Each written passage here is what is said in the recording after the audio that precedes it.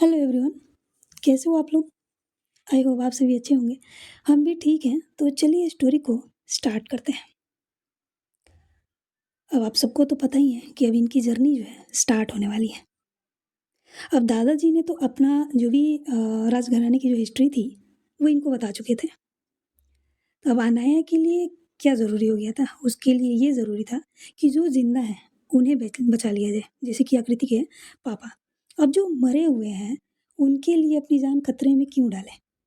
उसका ये मानना था। लेकिन फिर भी वहाँ तक जाएगी तो सारे काम करके ही आएगी। खैर, सभी जो है थोड़ी बहुत बात वगैरह करने के बाद उस रूम से अपने-अपने कमरों की तरफ बढ़ जाते हैं। क्या है कि ये सारी स्टोरी खत्म होत-होत में लगभग रात हो चुकी थी और साथ में डिनर वगैरह करते हैं और अपने-अपने कमरों में चले जाते हैं। अब अनया तो कमरे में जा चुकी थी, आकृति भी चली गई, प्रिया भी अपने कमरे में जा चुकी थी, रिया भी। घर वाले थे, आपस में बातें कर रहे थे, आगे क्या होगा, क्या नहीं होगा, बच्चे सुरक्षित रहेंगे या नहीं? आखिर इसके बारे में भी तो सोचनी थी ना। कितने भी पावरफुल हो जाए बच्चे, माँ-बाप के लिए तो बच्चा ही रहता है और टेंशन ना हो तो ऐसा हो भी नहीं सकता है।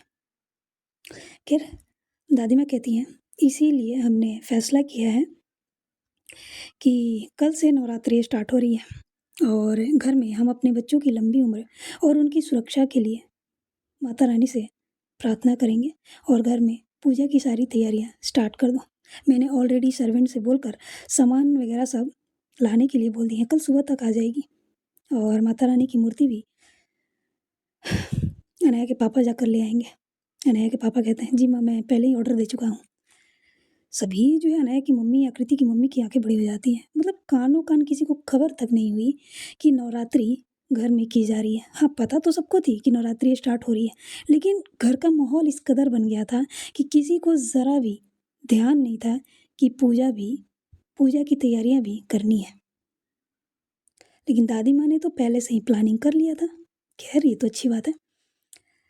हमारे यहाँ नवरात्रि खत्म हुई और इनके यहाँ नवरात्रि स्टार्ट हुई। चलते हैं, अब इन्हीं के घर एंजॉय करेंगे, माता रानी से दुआ मांगेंगे। चलिए।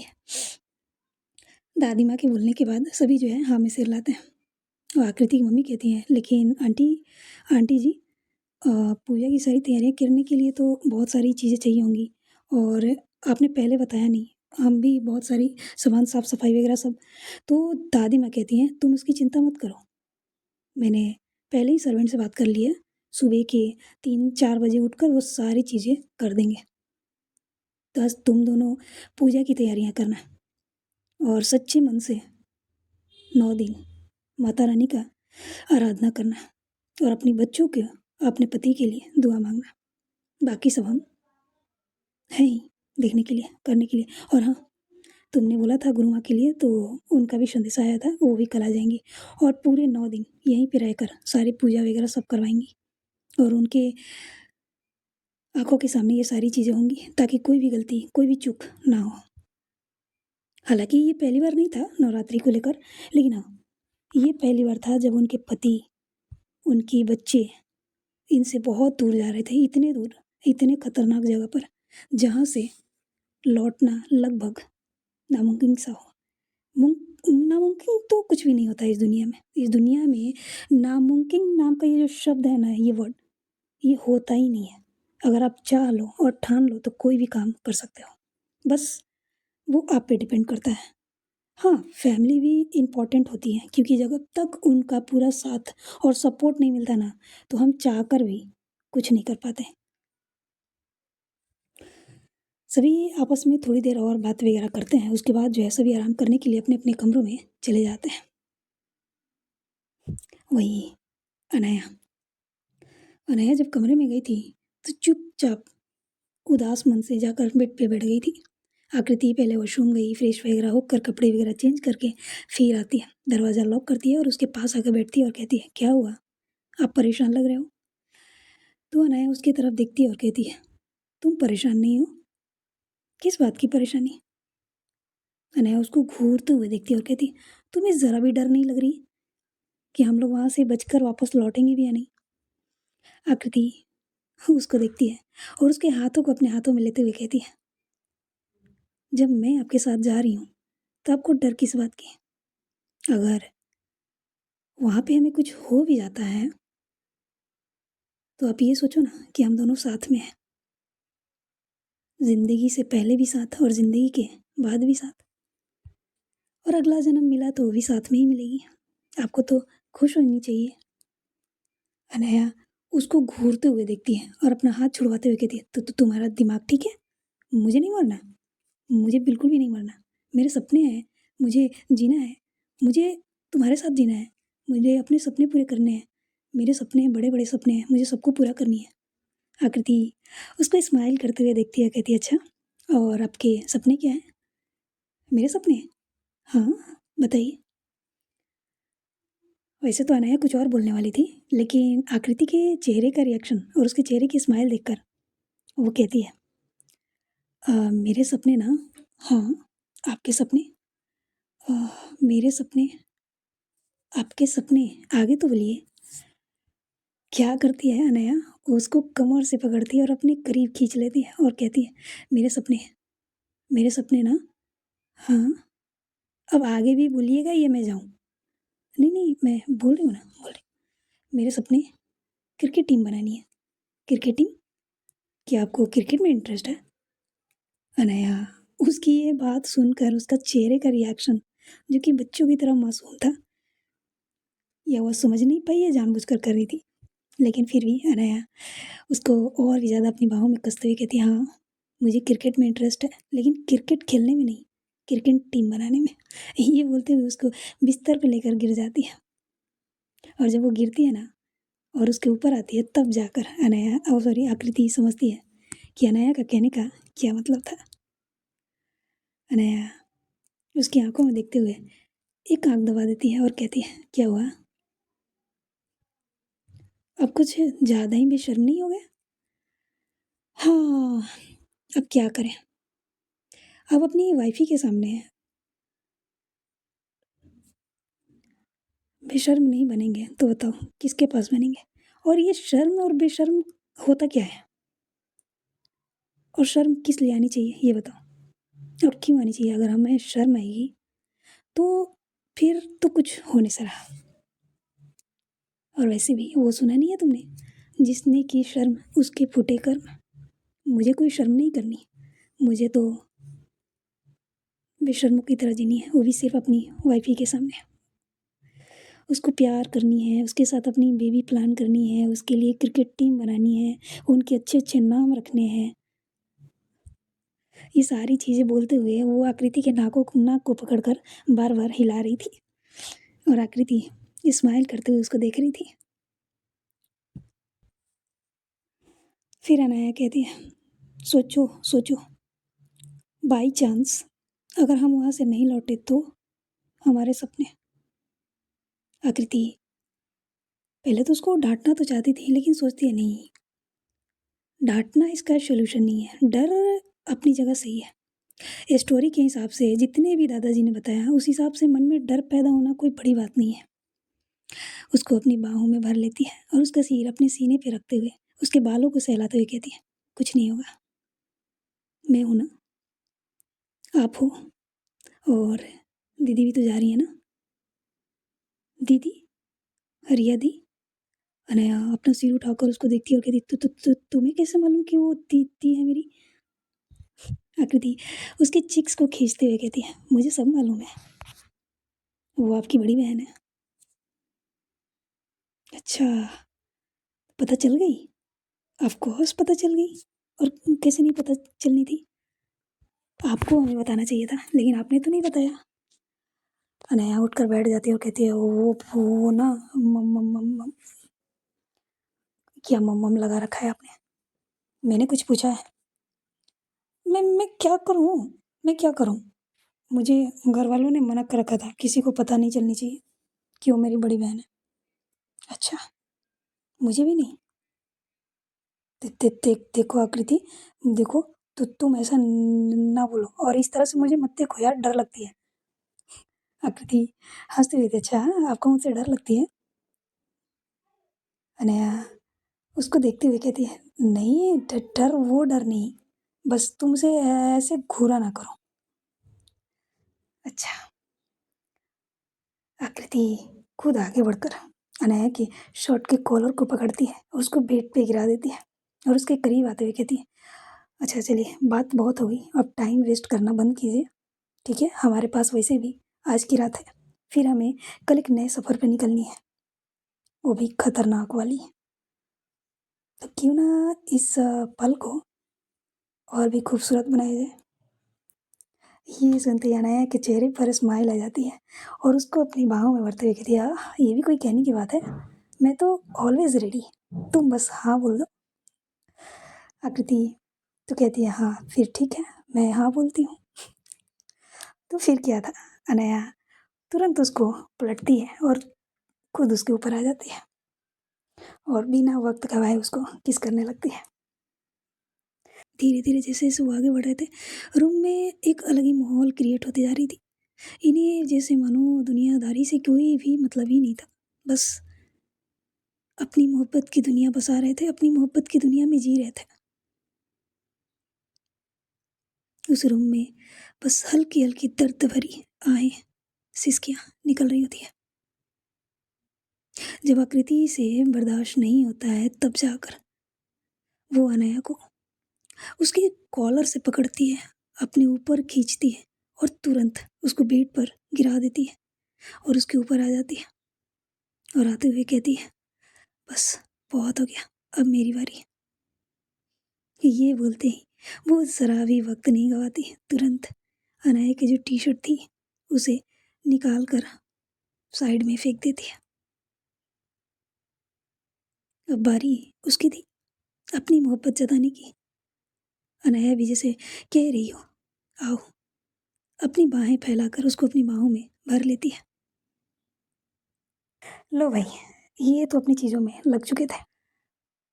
वहीं दूसरी तरफ रिया रिया जो है बालकनी साइड खड़ी थी। उसकी आंखों में बहुत सारे एहसास नजर आ रहे थे, हल्की सी नमी, तड़प, मजबूरी, सब कुछ। तभी उसके कानों में उसके दरवाज़ा खुलने की आवाज़ आती है। वो पीछे पलटती उससे पहले ही दरवाज़ा लॉक होने की भी आवाज़ आती है। वो पीछे पलटती है। रूम में अंधेरा था लेकिन फिर भी वो समझ जाती है कि ये कौन है। एक एहसास ही काफ़ी होती है अपनी मोहब्बत को पहचानने के लिए। जब आपको किसी की आदत हो जाती है ना, किसी के साथ रहने की, उसके टच की, उसकी आस-पास रहने का, वो जो उसके बॉडी से जो स्मेल आती है ना वो भी, और उसके चलने के तरीके से, उसके हाव-भाव, कोई एक ऐसी चीज़ जो आपको एहसास करा देती है कि आपके आस-पास कौन से लोग हैं। ये सिर्फ़ सच्ची मोहब्बत करने वालों को ही एहसास होती है। क्या हुआ प्रिया? वो प्रिया ही थी। प्रिया धीरे-धीरे उसके पास आती है और आते हुए कहती है, अभी भी कुछ नहीं कहना? क्या ऐसे ही जाने वाले हो? रिया उसको देखते हुए कहती है, क्या मतलब? मतलब मैं समझाऊँ मतलब? रिया, प्रिया क्या कहना चाहती हो? क्या कहनी है मुझे? प्रिया को तो अब गुस्सा आ रहा था। उसने भी बहुत लंबा इंतज़ार किया था, लेकिन ये कभी अपना मुँह खोलना चाहती ही नहीं थी। ये खोल ही नहीं रही थी। क्या मजबूरी थी या कुछ और?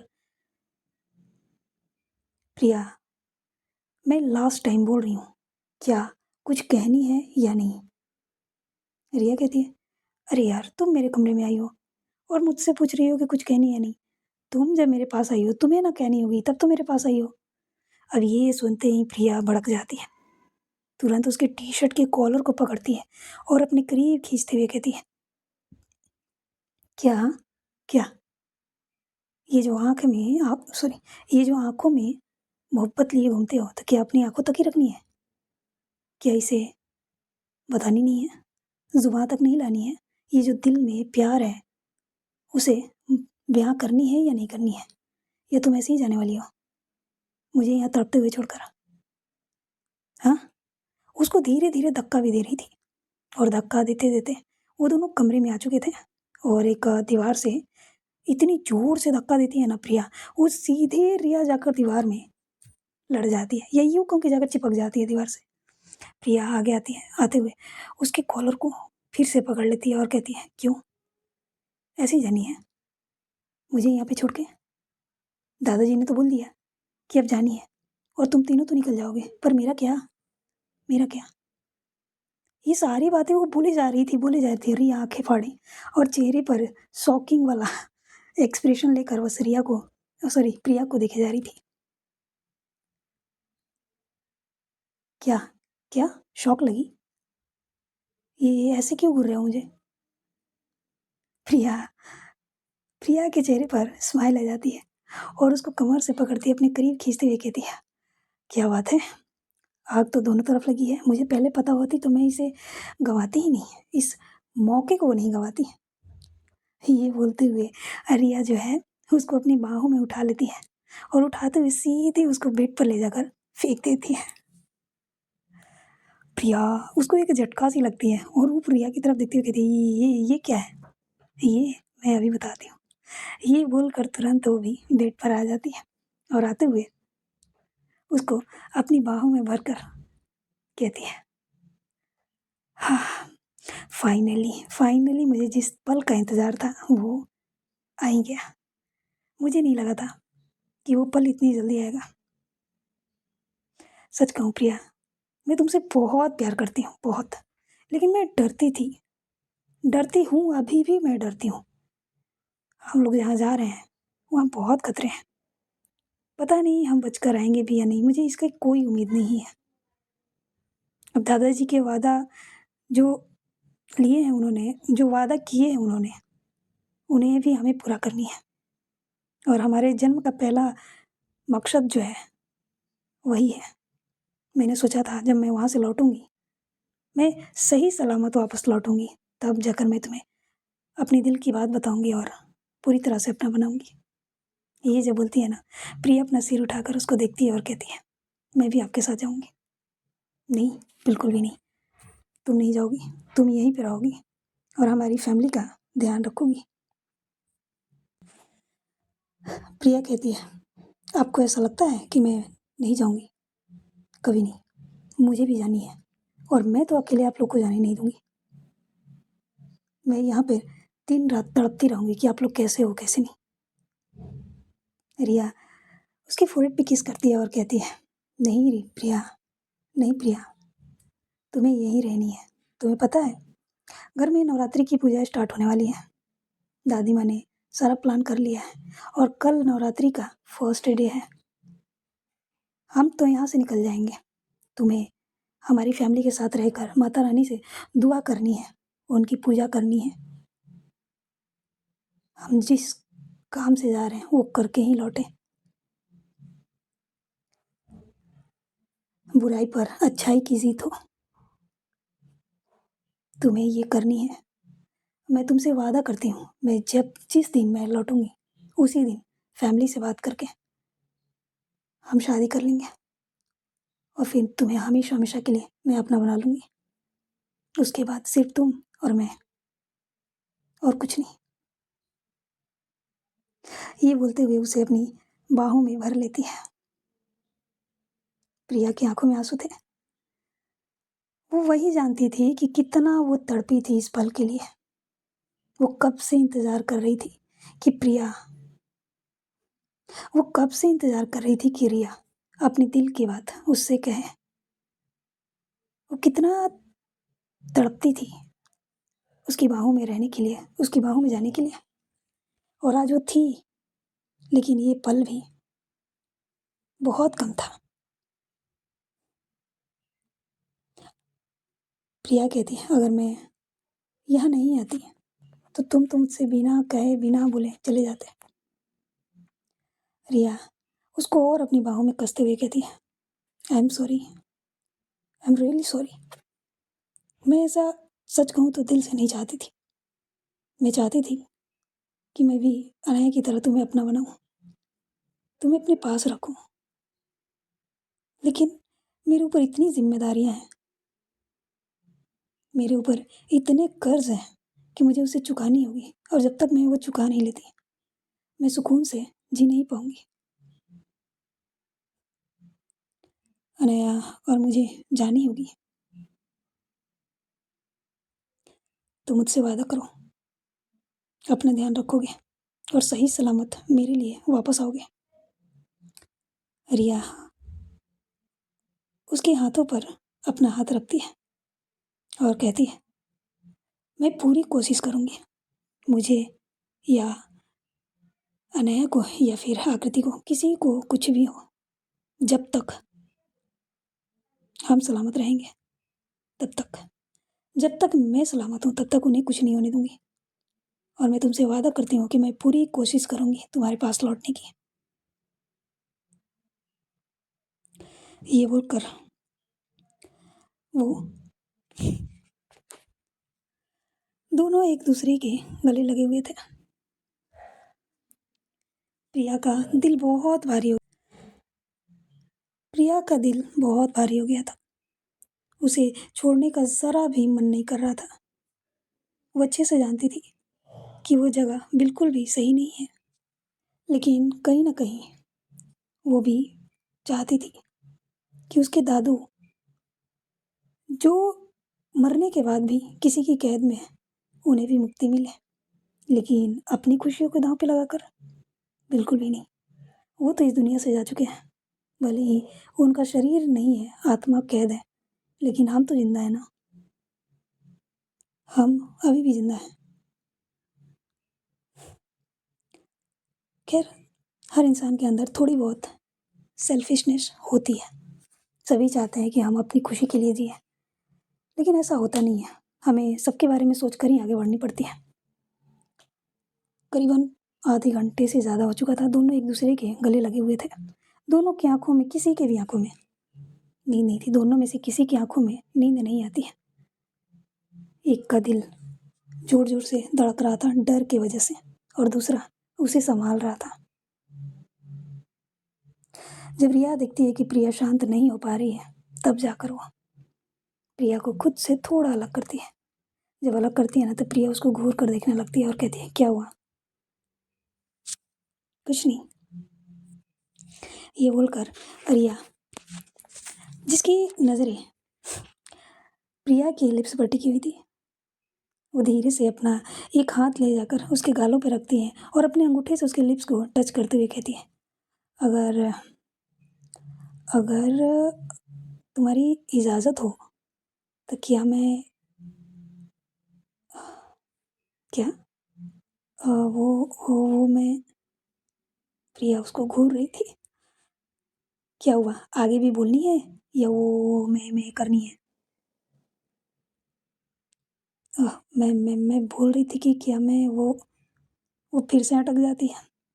रिया जितना स्ट्रॉन्ग पर्सन दिखती है, अ, उस उतनी तो है, लेकिन अपनी मोहब्बत के आगे कौन स्ट्रॉन्ग रहता है? ना चाहते हुए भी दिल बच्चा बन जाता है और डरपोक भी। जब रिया कुछ नहीं बोल पाती है, तो प्रिया उसकी टी-शर्ट को अपनी तरफ खींचते हुए कहती है, क्या हुआ? नहीं बोल पा रहे हो? क्या करनी है? खानी है? जब ये बोलती है ना, तो फिर रिया की आँखें बड़ी हो जाती हैं और कहती है, क्या बोल रही हो? खानी? न न न नहीं खानी। नहीं, तो क्या करनी है? टेस्ट करनी है। टेस्ट करनी है? तो करो। कि क्या सच में? हुँ, जब दिल तुम्हारा हो गया, तो ये शरीर किसके लिए रखनी है? ये भी तुम्हारी है। मुझे ये अभी नहीं चाहिए। मैं जब पूरी तरह से इसे अपना बनाऊँगी, एक नाम दूँगी, एक पहचान दूँगी, उसके बाद जब ये बोलती है ना, तो प्रिया के चेहरे पर स्माइल आ जाती है और कहती है, ठीक है।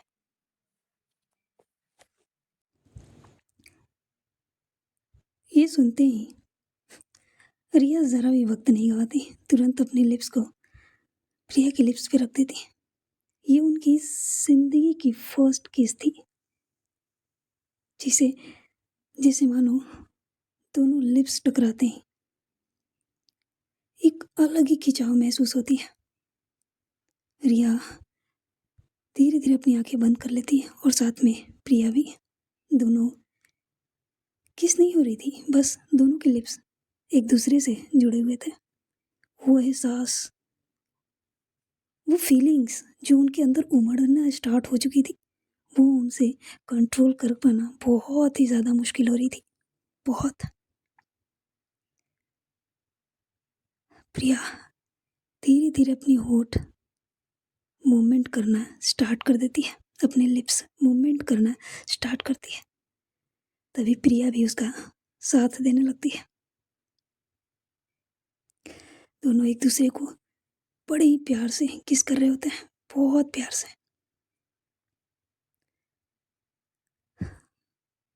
उनके लिए ये फर्स्ट किस था, लेकिन अपनी ज़िंदगी की सबसे बड़ा सुकून भरा ये पल था।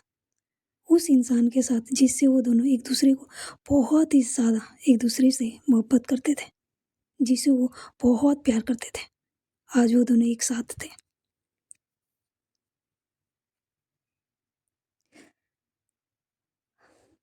बड़े ही प्यार से एक दूसरे को किस किए जा रहे थे। वो किस में एक अलग ही मधुसी सी दोनों की छाई जा रही थी। दोनों की दिल की धड़कनें तेज हो चुकी थी। रिया के हाथ उसके कमर को जकड़ रखे थे और प्रिया की हाथ उसके गले में। दोनों मानो एक अलग ही दुनिया में चले गए हों, बस बड़े ही प्यार से एक दूसरे को किस किए जा रहे थे। उसके टेस्ट को फ़ील कर रहे थे, बहुत ही प्यार से। वो कहते हैं ना, सिचुएशन जैसी भी हो, मोहब्बत करने वाले अपने लिए हर एक सिचुएशन में अपने लिए मोमेंट बना लेते हैं, उसे क्रिएट कर लेते हैं। अब घर का माहौल किस तरह का है, जैसे मानो घर में मातम सी छाई हुई है। लेकिन कहते हैं ना, जहाँ मोहब्बत हो, जहाँ प्यार हो, उस जगह पर भी अपने आप ही मोमेंट क्रिएट हो जाती है। वो चाहत उन्हें अपने पास खींचकर ले ही आती है। कहाँ किसी ने नहीं सोचा होगा कि ऐसा भी पल इनकी लाइफ में आएगा, वो भी ऐसे टाइम पर। रिया रिया के पास खुद चलकर प्रिया आएगी और दोनों अपनी चाहत का इजहार करेंगे और एक दूसरे को प्यार करेंगे। कभी नहीं सोचा होगा, रिया ने तो बिल्कुल भी नहीं सोचा था। दोनों एक दूसरे के पाने के बाद, एक दूसरे को किस करने के बाद, वो मानो एक दूसरे को पाने के लिए तड़पने लगे थे। दोनों के हाथों भी साथ में मूवमेंट कर रही थी, एक दूसरे को टच कर रही थी, एक दूसरे को फील कर रही थी। रिया किस करते हुए थोड़ी सी अपना सिर उठाती है और उसकी आंखें खोलकर प्रिया को दिखती है और ऐन मौके पर प्रिया भी अपनी आंखें खोलती है। दोनों की आंखों में एक अलग ही नशा, एक अलग ही मधुसी सी छाई हुई थी। दोनों एक दूसरे की आंखों में जैसे मानो डूब से गए हों। रिया अपना हाथ ले जाकर उसके चेहरे को अपने हाथों में भरती है, उसके फोrehead पे किस करती है, उसके आइज़ पे किस करती है, उसके चिक्स पे किस करती है, उसके नोज़ पे किस करती है, फिर उसके चिन पर किस करती है और कहती है, I love you, I love you so much. Riya जब ये बोलती है ना, तो प्रिया भी उसको हग कर लेती है और कहती है, आई लव यू टू, मैं आपसे बहुत प्यार करती हूँ। मेरी खातिर, सिर्फ मेरे खातिर वापस लौट के ज़रूर आना, मैं तुम्हारा बेसब्री से इंतज़ार करूँगी। ये बोलते वक्त प्रिया की आंखों में आंसू आ गए थे। रिया जब अपनी आंखें खोलती है ना, तो उसकी आंखों के सामने उसके आंसू जो साइड से जस्ट गिरने ही वाले थे, वो तुरंत अपने लिप्स ले जाकर उन आंसुओं को पी लेती है और कहती है, प्लीज़ रोना नहीं, बिल्कुल भी मत रोना, तुम्हारे ये आंसू मुझे कमज़ोर कर देंगे और मैं कमज़ोर होकर बिल्कुल भी नहीं जाना चाहती। ज़िम्मेदारी बड़ी है, मुझे तुम्हारा साथ चाहिए, तुम्हारा सपोर्ट चाहिए। भले ही हम पास ना हो, लेकिन दूर होके भी तुम्हारा साथ चाहिए। प्रिया, प्रिया उसकी आँखों में देखते हुए कहती है, मैं कल भी आपके साथ थी, मैं आज भी आपके साथ हूँ और आने वाले कल में भी आपके साथ रहूँगी। भले ही हम पास हों या दूर। आप चिंता मत कीजिए। आप लोगों की सलामती की दुआ हर टाइम मैं माता रानी से माँगती रहूँगी। बस आप अपनी रक्षा करते हुए आगे बढ़िएगा।